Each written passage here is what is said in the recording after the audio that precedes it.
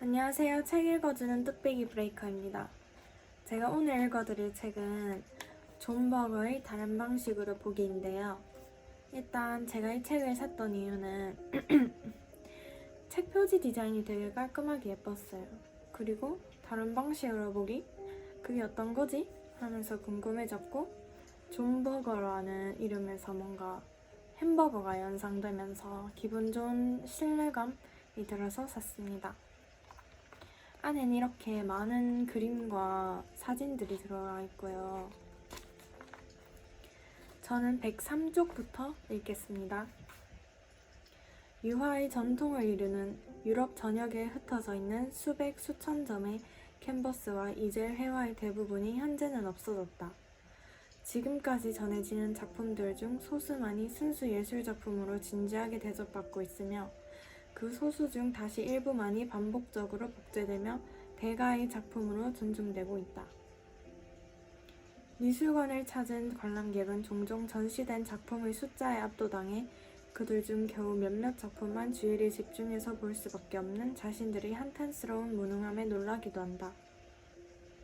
이러한 반응은 지극히 당연한 것이다.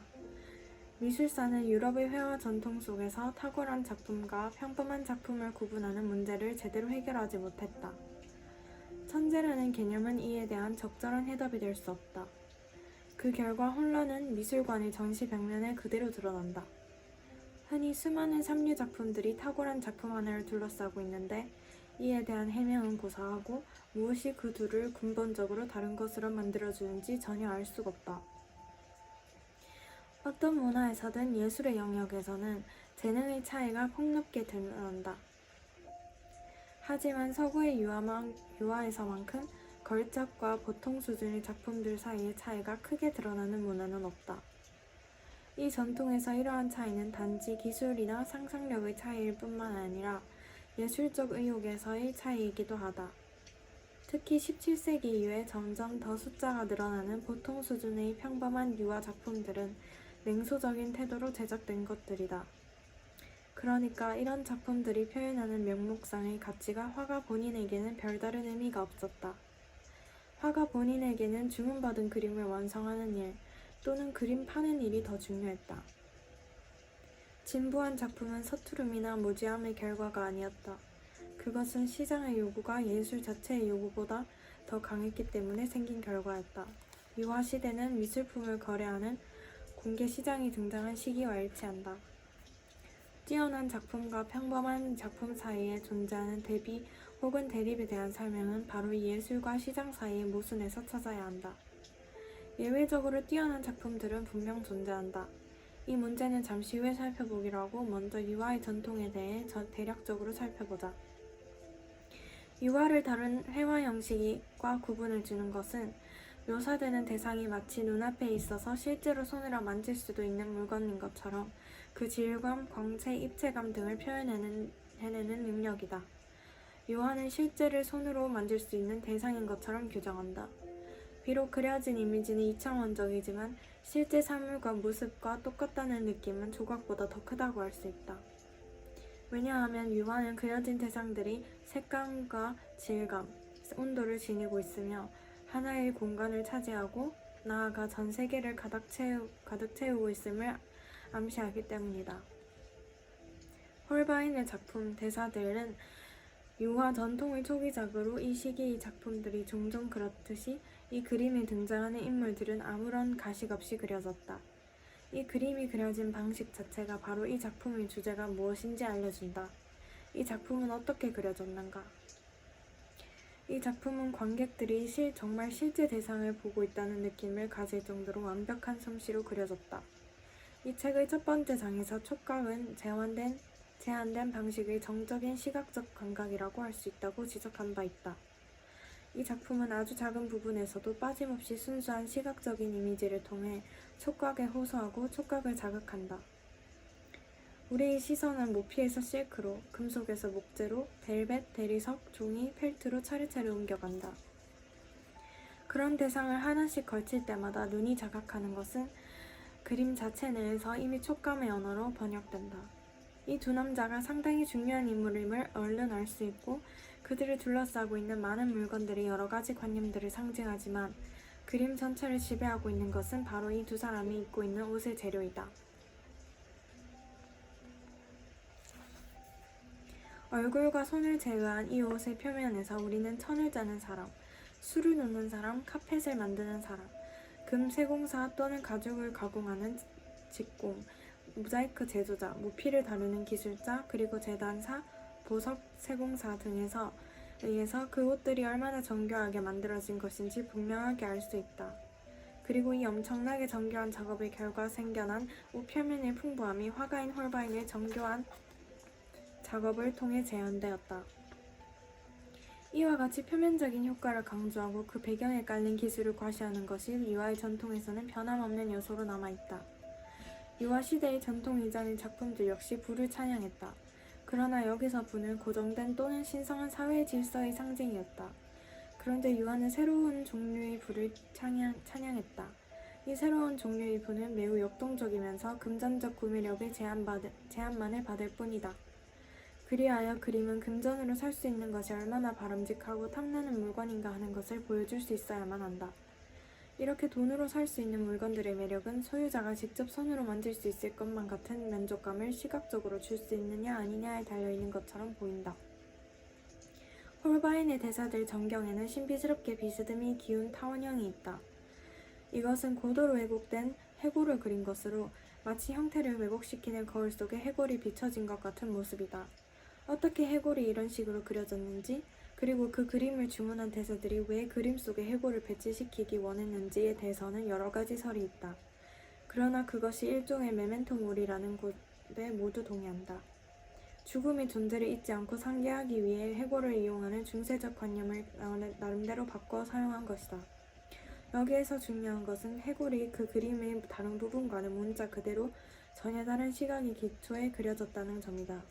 만약 이 해골이 그림의 다른 부분과 마찬가지 방식으로 그려졌다면 그것이 지닌 형이상학적 의미는 아마도 사라져버릴 것이다.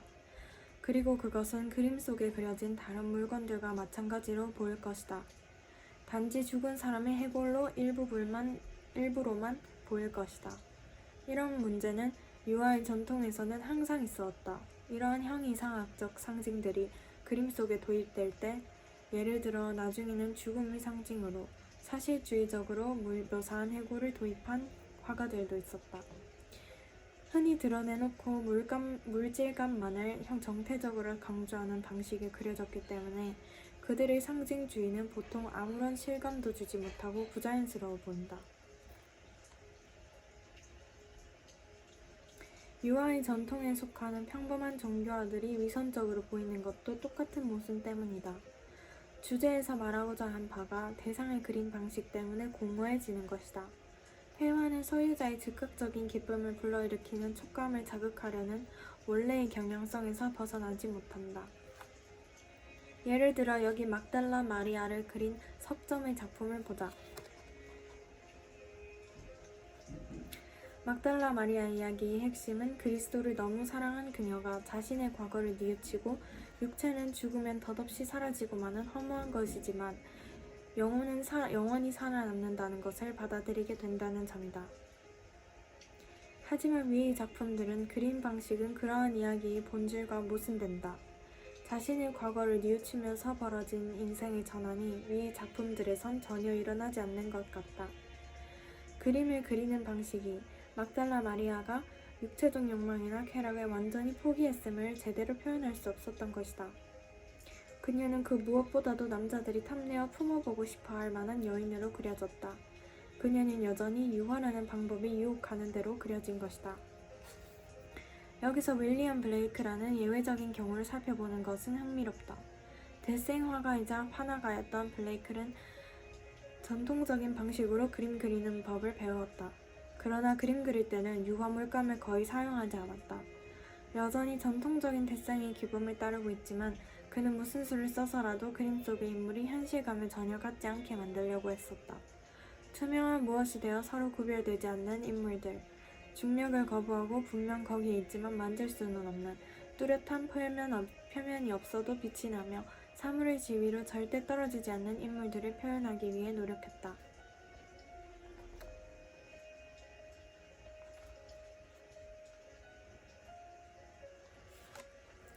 유화의 실제성, 즉 실제하는 사물처럼 실감나게 그려내는 유화의 속성을 블레이크는 극복하고자 했는데 그의 이러한 바람은 유화 전통의 의미와 한계에 대한 깊은 통찰에서 비롯된 것이다. 이제 다시 두 대사를 보자. 남자로서 그들이 당당한 모습을 살펴보자. 이는 이 그림을 아주 다르게 읽는다는 것이다. 즉 프레임 안에서 그 그림이 보여주는 차원에서가 아니라 프레임 바깥의 세계에 대해 그 그림이 이야기하는 차원에서 해독하는 것이다. 두 사람은 자신만만하고 격식을 차린 모습이다. 두 사람 사이에는 아무런 긴장감도 느껴지지 않고 아주 편안한 상태인 것 같다. 하지만 그들은 화가를 또는 우리를 어떻게 보고 있는 걸까? 정면을 응시하는 그들의 시선과 자세는 이상하게도 남으로부터 인정을 받고자 기대하는 내색이 전혀 없다. 마치 남의 인정을 받을 만한 가치가 전혀 없는 사람들인 것처럼 그들은 그들과는 아무 관계도 없는 어떠한 것을 보고 있는 것 같이 보인다. 그들을 애워싸고 있긴 하지만 그들로부터 벗어나고 싶은 어떠한 것을 말이다. 기껏해야 그들을 찬양하는 군중일 수도 있고 아니면 최악의 경우 낯선 침입자일 수도 있다. 이 두 사람과 세계의 나머지 부분과는 어떤 관계일까? 두 사람 사이의 선반에는 세상에서 그들의 지위에 대해 말해주며 상당한 정보를 제공해주는 여러 가지 물건들이 그려져 있다. 오늘은 111쪽 윗부분까지 읽었고요. 많이 못 읽었지만 재밌었으면 좋겠고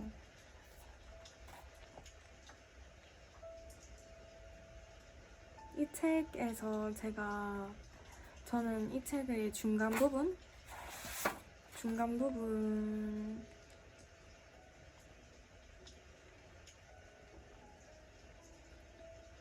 이 3챕터가 되게 재밌었어요. 3챕터 꼭 읽어보세요. 아니면 제가 다음에 읽어드릴까요? 읽었던 부분 또 읽기 싫은데. 아무튼 오늘은 존 버거의 다른 방식으로 보기